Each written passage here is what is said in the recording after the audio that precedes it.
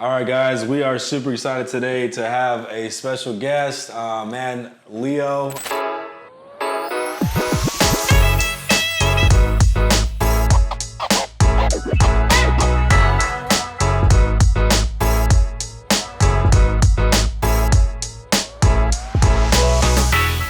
That I thought about that I wanted to sit down with, but particularly you because, you know, I definitely admire just what you've done with the shop. I love everything you guys are doing here at Graphix Lab. I think you guys have a good, clear picture as to where you guys are going.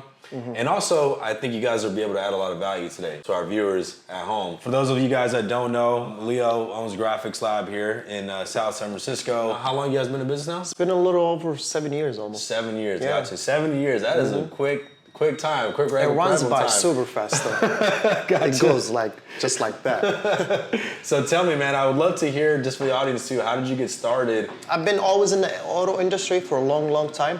Since I moved to the United States, actually, my brother was a limo driver. So I used to go with him to the mechanic shop. So I started actually working at a mechanic shop in there. Yeah. I was just like cleaning up, doing all that good stuff, you know. Right.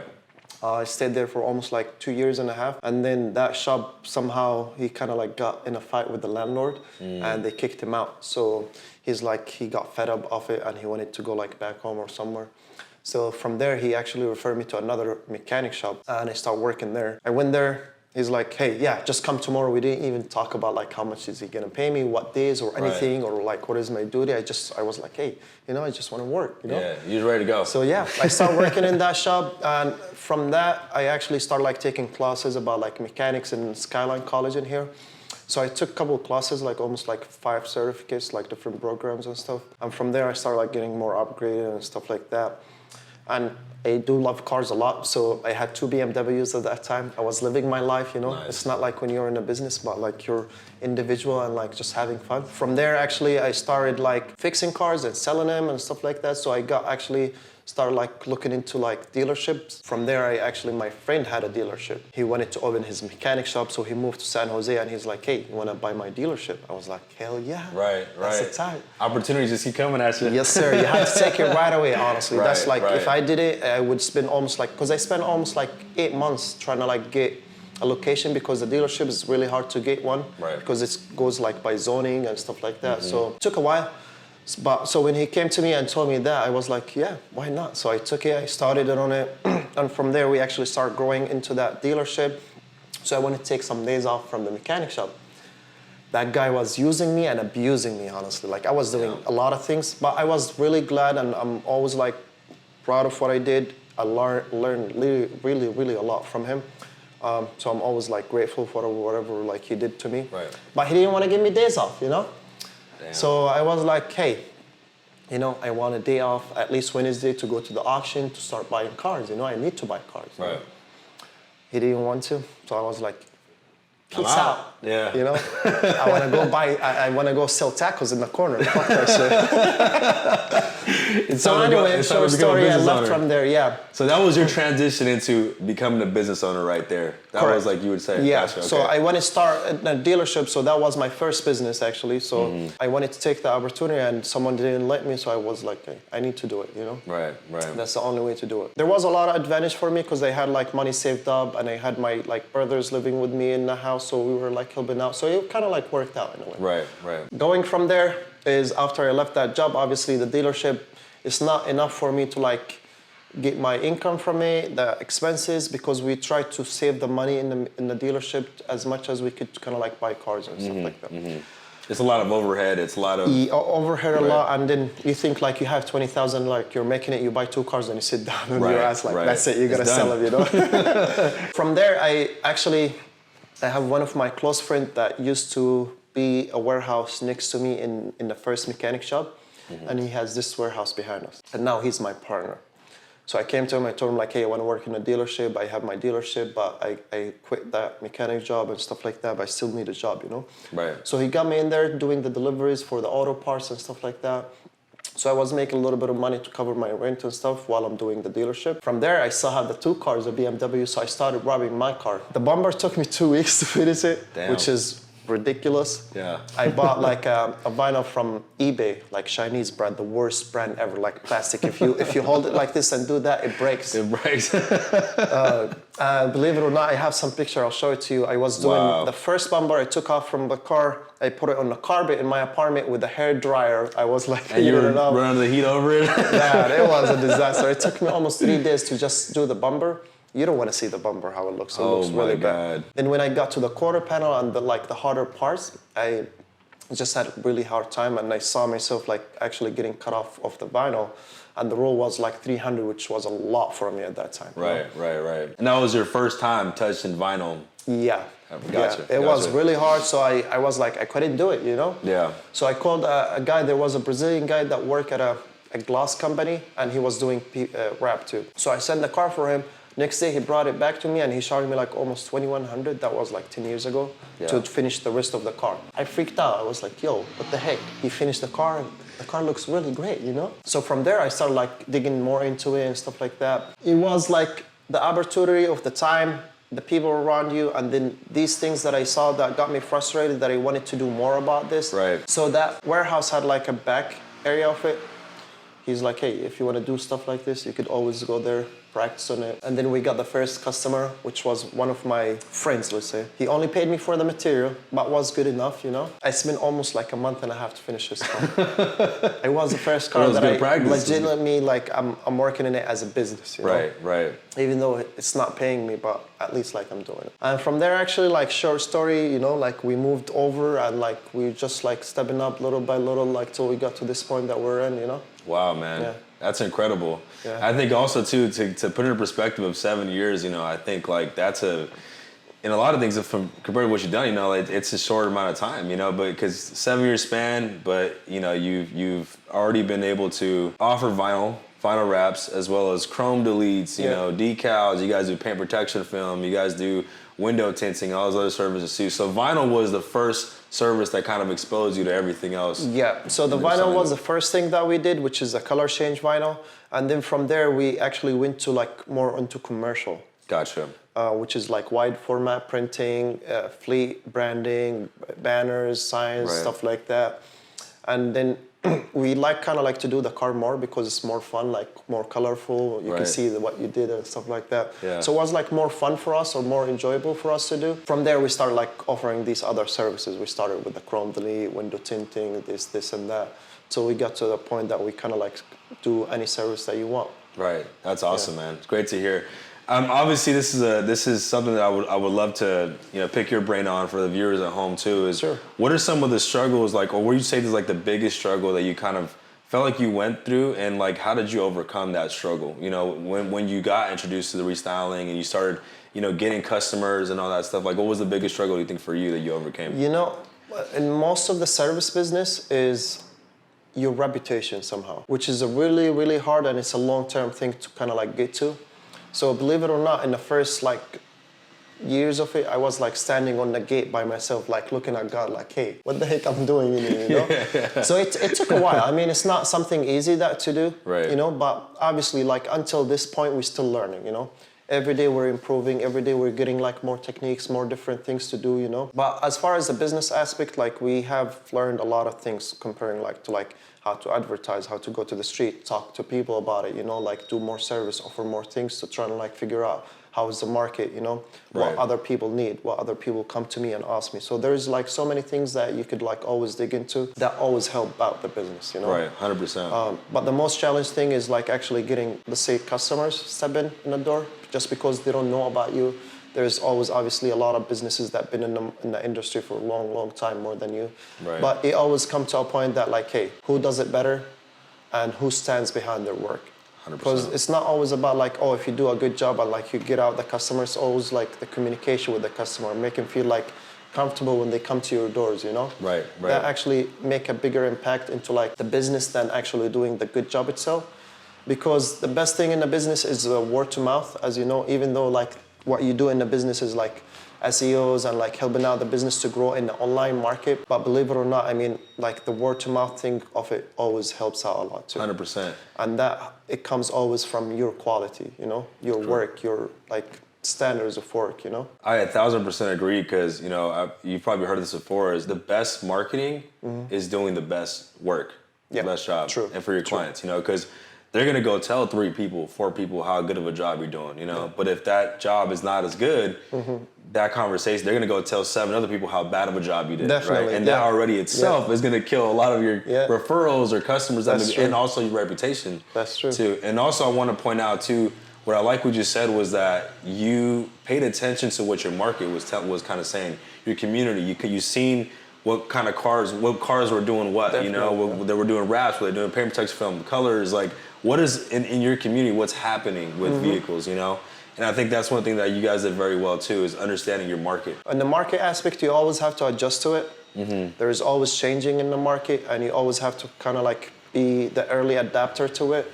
Just because there is always like new market strategies coming out, there's new cars coming out, you have to always be aware and informed about everything that's going on. Right. Especially around you, like what people need and also like what people missing in there. Because when you want to sell a service, you want to see what other people can't do, so for you to do it and be like different, you know? Right. 100%, man. Another thing too you mentioned was that basically you're working with fleet companies, right? On the commercial side. I think that's huge because, you know, I want you to touch on this, and for those out there, for shop owners that may not have partnerships with fleet companies or commercial companies, right? How important do you think is fleet work and commercial work for restyling shops? And what is your advice for other shop owners that are looking to establish those partnerships out there? So as far as restyling shop, it's a little bit different than the commercial work of it. It just that happens for us that we actually do both. So most of shops, they do like, let's say the detailing part of it, which is like the color change, the PPF, the window tinting and stuff like that. For that different aspect of the business, which is branding, the commercial and all that, I mean, the best thing is to obviously being good at your work, the material that you use, the printer that you use, the designs and all these kind of stuff, they all impact into it. So if you do a good design, you would always be able to like sell the customer into it, you know? If you give the customer the good material, he would be always bringing another car for you. If you give him the better customer service, he would always refer someone else to you. So, you know? So they all kind of like goes along together by being good at basically everything. And you established in those partnerships, what were some of the things that you remember, like being into the community, like you mentioned, to be able to understand, maybe reaching out to dealerships, reaching out to these other businesses that are in your area? Like what was like kind of that foot in the door for you with these commercial companies? I was doing my best into like everything. So I was doing like going to like poll, like hang papers, table like paper advertisement. I was trying to do the Google things and stuff like that, which I wasn't really good about it. So I was trying to like read on YouTube or like watch videos and stuff like that, just to kind of like learn a little bit more about how to advertise, how to like run the business. I mean, we went a long way until like we got you guys, obviously. You guys be doing a great job with it. But to get to that point, I was able to afford you guys, because obviously you guys put tons of work into it, you know? I would say like, it just like working in it, like step by step, like just getting out there, you know? Like 100%. Sales being an important part of the business, right? Yeah, being able to establish absolutely. partnerships. You know, like sales, I always try to do promotion. My main thing for me is like not to make the big margin of the profit as much as like getting people to know me. So I usually like even go to like parking lots, like Safeways, Costco's, like just go put flyers. I see a car doesn't have a tint, I put a flyer on it, like, hey, you need tint. I drive, I see a nice car, I stop him, like, hey, what do you do for a living? What we do for a living is to protect your car, you know? We could just come in by, we could always take care of you, you know? I try every corner of the advertisement just to kind of like get to where we at right now. And we're still doing the best we could do, you know? Because there's always people that still don't know about you. There's always people that have not heard about you or tried your work or anything like that. You always have to keep working it. You cannot get to a point that like, hey, this is what I got, this is what I need, and that's it, you know? It doesn't stop, the show goes on. It doesn't stop at all. Absolutely, man. Well, that's great. You touched on marketing, right? And I think I want to kind of dive into that. And, you know, we obviously, we film a lot of, you know, great content here. You guys do a great job with your videos and stuff. And so. Just right over here. Seriously. We actually have in the background, for those of you guys that can't see, but we do have it in the background. So, you know, what kind of caused you to kind of switch for you? What caused you to like, to motivate you to decide to say, hey, video content for our shop is important? Because there's other shop owners out there too, you know, that obviously, you know, want to create more content, or maybe some that don't feel it might be important. What was that thing for you? Like, why do you feel like video content is important for other shop owners? Of course. The main point about it is obviously, if you see anybody, if you go to a restaurant, you see a group of people sitting together, they're only sitting on the phone. People don't look at each other no more, you know? They're always in the phone. So if you cannot reach to them through their phone, then there's no point of reaching to them. Now, the second most important thing about the videos is you show the customer or the potential like clients for you that what you do, you know? You picture it in their mind to a point that you show them like how you work, how you laying down the vinyl. Because a lot of people, they don't even have that correct information about the services that we do. They think PPF, maybe it's a ceramic coating, or ceramic coating is something magical that makes your car like disappear. The main thing about the videos for me, as we discussed before, like it's the educational part of it, you know? A lot of people don't know much about the services, but they heard about them somehow. So the videos actually plays a big role of like educating even our customer that they came and did the service. They might have some infos that we kind of like reach to them by these videos into like what is the most beneficial of the vinyl that you actually maybe already did or like your friends want to do or something like that. That's the main part of it. The other one is like being in the video it helps out a lot than actually talking to a customer or explaining to them, because you don't want to put a lot of effort. You just want to watch a video, you know? The picture of the video and the sound, like both of them actually put like a good potential into someone's mind to like kind of implement these infos about what we do, you know? 100%. So the educational portion is huge, right? Because if I go ask 100 people right now, they all know what window tinting is, right? But if you were to ask them what PPF is, maybe not all of them will know, right? And so I think the educational piece of your services is huge, right? And especially today's, PPF is such an industry word, right? That we know because you guys are around it, you know, you guys hear it all day long, you guys obviously work it you guys offer it as a service. So,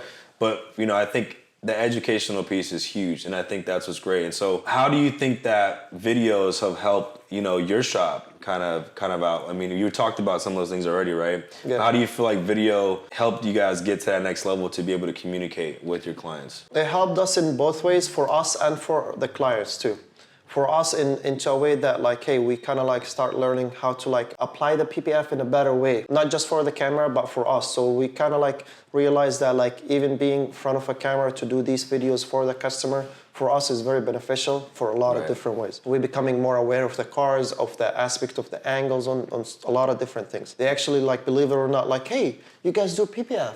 I'm like, duh, we've been doing PPF for like 4 years. You just saw it in the video? He's like, yeah, I just saw your videos doing this and that. My friend was telling me about it, but I didn't know, for example, like it was this much thickness or it has that much warranty, like the Rab, for example, you know? It brings more awareness to like what is the product. It explains a lot more than what you could like talk to a customer on the phone, because you always want to be short with the customer on the phone. You cannot talk to them too much. They might not be like paying attention to you while they're talking on the phone, for example, because they're doing something else. So the videos, it just brings all their attention to one spot. And then you guys did a great way with the auto caption, like the lyrics and all that, because that actually helps a lot. So someone in the bathroom say they want to watch the video, they don't have to make sounds in it, they could actually read it too, you know? The other good things about the videos is I start getting a lot of people actually, believe it or not, while I'm going outside, oh, Leo, I saw your videos, you know, you were doing this and that. I didn't know, I thought you guys only do window tint. And you guys were doing great in the videos. And I didn't know like the ceramic coating was like this or the PPF was like that. So I would say like honestly, like the main point is the educational part of it. Because the more you educate people, the more you become like more knowledgeable about the services that you do, you kind of like become a doctor of your service, you know? So when a customer comes to you, they already know that you're that much educated, or even if you educate them on the spot, they already believe in you. Why? Because you already know about your product. So you could always tell them like, hey, what's best for their car? Even though it's their car and they're already coming here knowing they want to do this or that. But you still, when you advise them, they would always listen to you, not as a sales aspect, but as like a doctor, you know? So it got us to this point, it's helping us to get to this point, but mainly it's like the educational part, because it always like makes it a lot easier for everything else. 100%. You know? And I think the people that educate, you know, those that actually take the time to educate their clients on their services and products are the ones that their customers end up going to most of the time, right? Instead of their competitors, right? Because you can expect to connect with that person over the phone, you know, and give them that expertise, give them the questions that they might have, you know, the answers to the questions they might be, you know, looking for, right? And so I think that that's a huge component. And back to your point of reach, building community is another big one, right? So the shops that, you know, obviously, you know, like you said, educate the most, obviously win the most, right? Definitely. So that's great, man. I think also too, right, there's always this thing where shop owners, they want to create more content, but sometimes that could be hard, right? It could be frightening, it could be a little weird, it could be awkward. What advice would you give other shop owners that might be frightened to get in front of the camera? And what do you think helped build your confidence? What helped it, honestly, it's the organized way that you guys do it. Like, you know, believe it or not, maybe most of the shops, they always try to do videos by themselves. The main thing about it, do not fucking do it yourself. Right. Because there is a lot into it, honestly. Yeah, 100%. Like, I always think before you even guys came to me, and I've been always like trying to do videos, trying to record it and put music and like stuff like that, but it wasn't beneficial as much as the way you guys produced it for me. Now, as far as like being confident in front of the camera, I don't see this is the biggest point of it, honestly, just because you would always get used to it somehow. Everybody does mistakes, everybody like get shy sometimes in front of the camera, but as long as you're doing it in a purpose of like, I love what I'm doing, you know? And I'm just trying to tell you about it. For example, there is a camera right now, I just don't care about it as much as like I'm liking what I'm doing, so I'm explaining it to you, you know? Right. And when you kind of like get that in your mind in a way that I don't think you will be like, as far as like, oh, I'm shy, I'm not good at camera, or my angle is not working, or anything like that, you know? So I think you just need to practice a little bit more. But obviously that you guys have that team into like preparing the videos, like preparing the like, all the things that we try to do, it's actually like behind the scene, there's a lot into it, you know? There's so much more that it actually requires a team to do it. There is a shop like me that they're trying to get into this, I would honestly give him 100% that you have to do it. For a lot of reasons, it helps a lot in the business.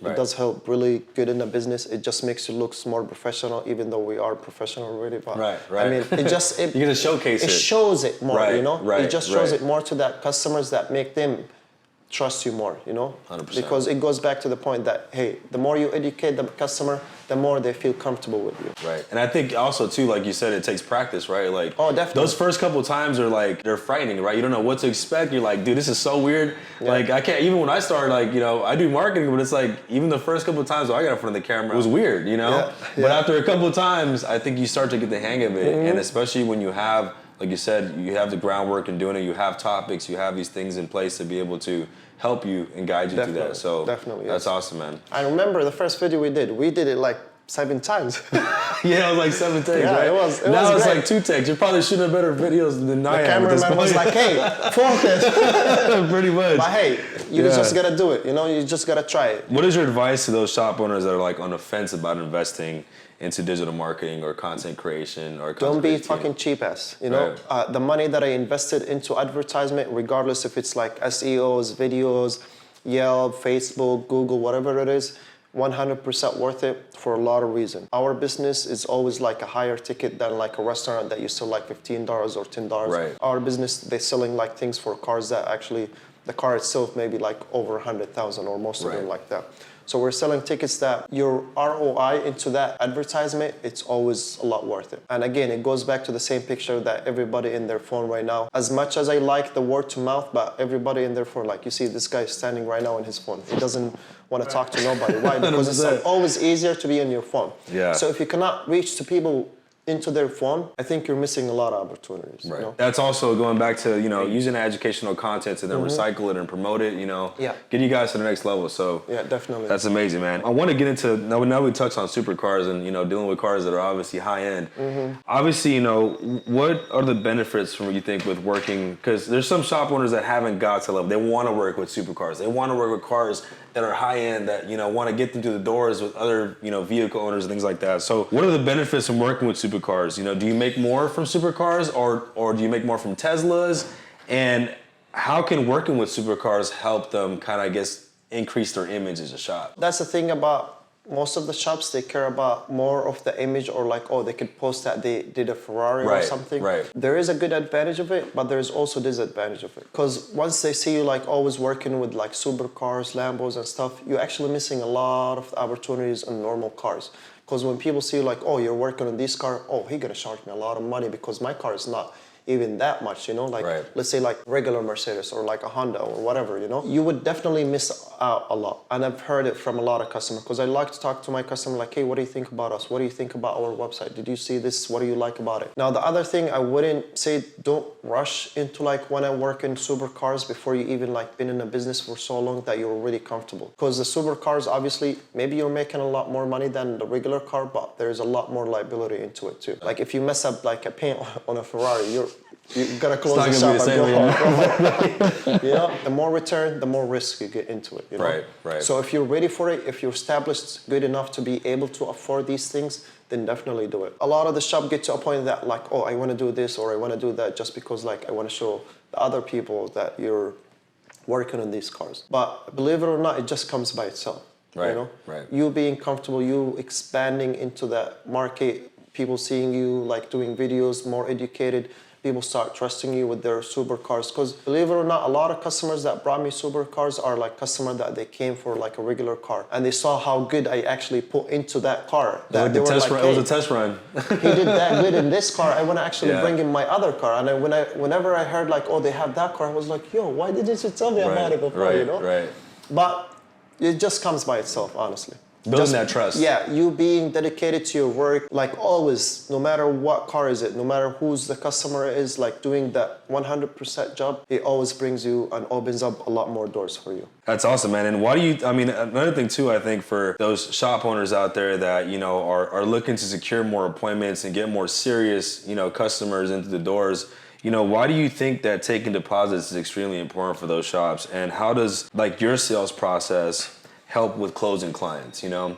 Like how important do you think that is for other shop owners out there that are looking to get business to the door and, you know, they need to take in deposits to be able to get those serious clients? Opportunities always comes in there. The main thing is about taking deposit is to make sure first, we usually work by appointment here, right? So to be prepared for our technician that, hey, you got this or that, we always have to work with an appointment.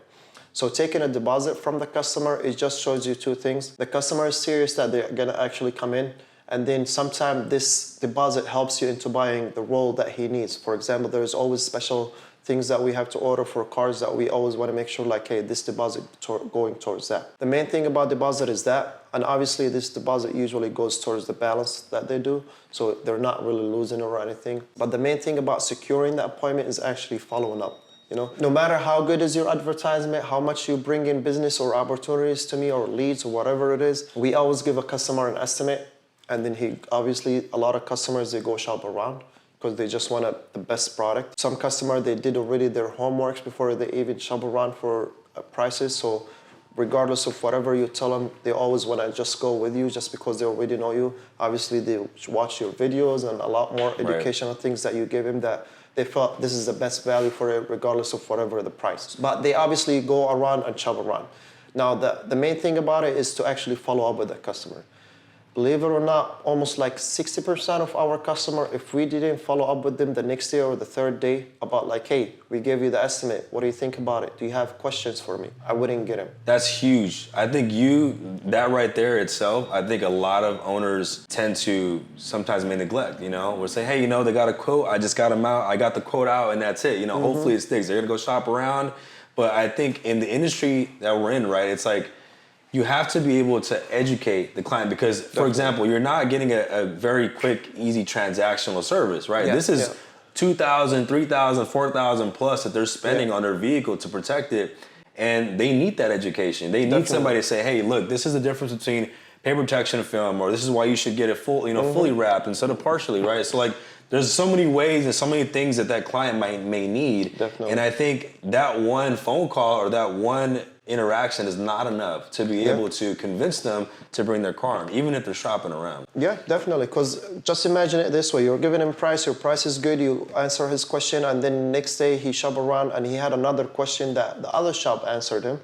Be like, oh, okay, that makes sense. So what is your earliest appointment? He got sold in a different shop, even though you did a lot of effort, but it's just the consistency of it that you're following up with them and asking him like, hey, if you have any question and all these things, it always helps you out. That's perfect, man. Yeah. And back to that sales side, right? Because I mean, being sales focused, that's part of it, right? The customer service, making sure your clients are educated, making sure you follow up with them even after you get that lead to the doors. right? This goes back to this, like when did you know for you it was time to hire a person, a salesperson or an admin or someone to help you in the office? Like when did you know it was time to, or even another installer for that matter, right? Yeah. Like when in your career did you feel like it was time to like expand? It kind of comes in along with the time by itself, but the main thing is you being established, you know, you being ready for that person whenever they do the sales for you, you actually can handle, Right, you know, right. or even having the product or the service, because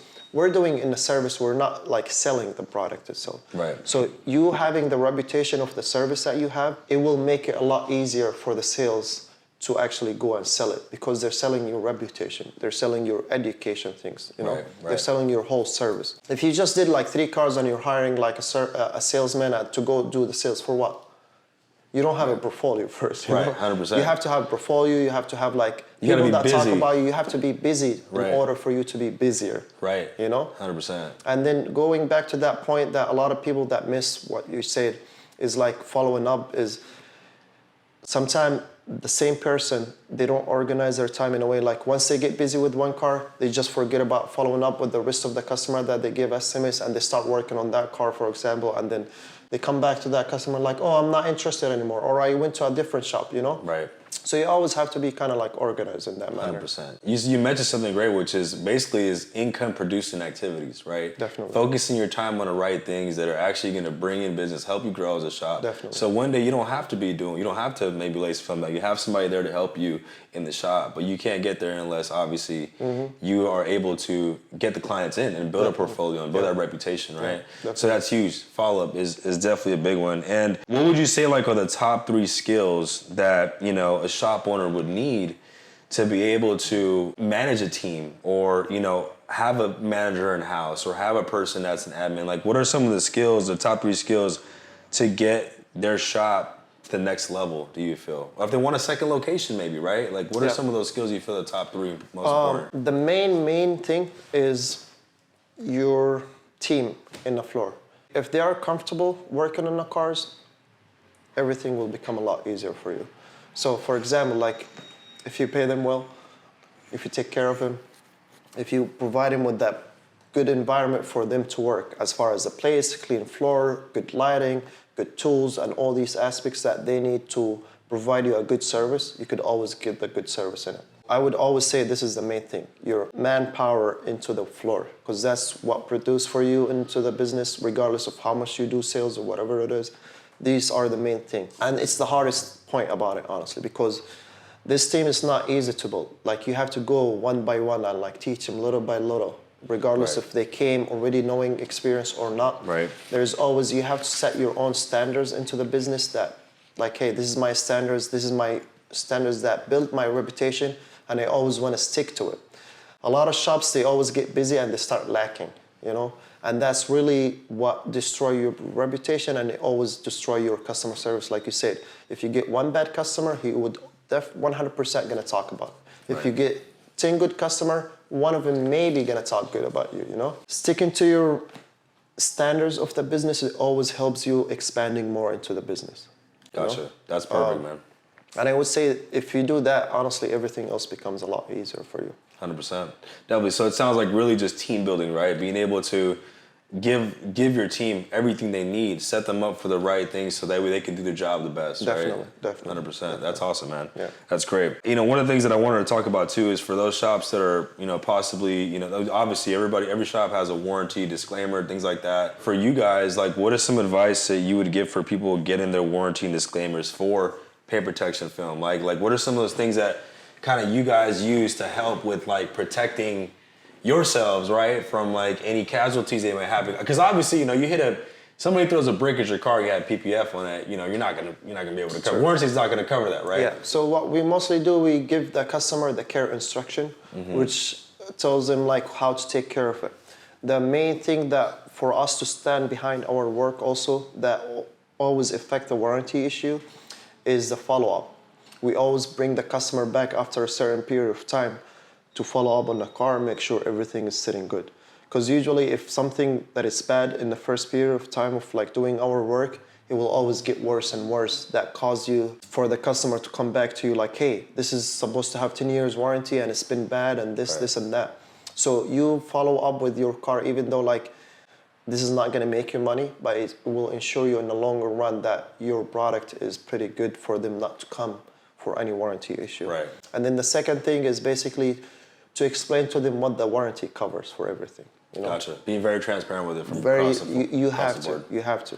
100%, man. That's great. Because there is another thing. There is a lot of videos from like on YouTube and stuff like that, for example, advertise the ceramic coating that it's magic. You know, it comes to the car, you scratch it, you cheat, whatever it is, you cut it with the saw, whatever it is, and nothing happened. They wipe it off and nothing happened, you know? And customers watch these videos, you know? And they come to you expect that. Right. So regardless if sometimes the customer asks about it or not, I always try to explain it to them. Sometimes bring it in a funny way like, hey, do not watch these videos, you know? Because this is a higher expectation for you.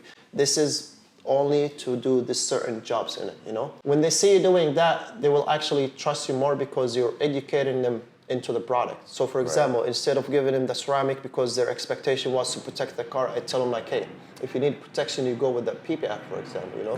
Right. So I provide different services for what they want too. Right. You know? 100%. It's all tailored to exactly what your customers and hearing your customers. Yeah, definitely. It's really important.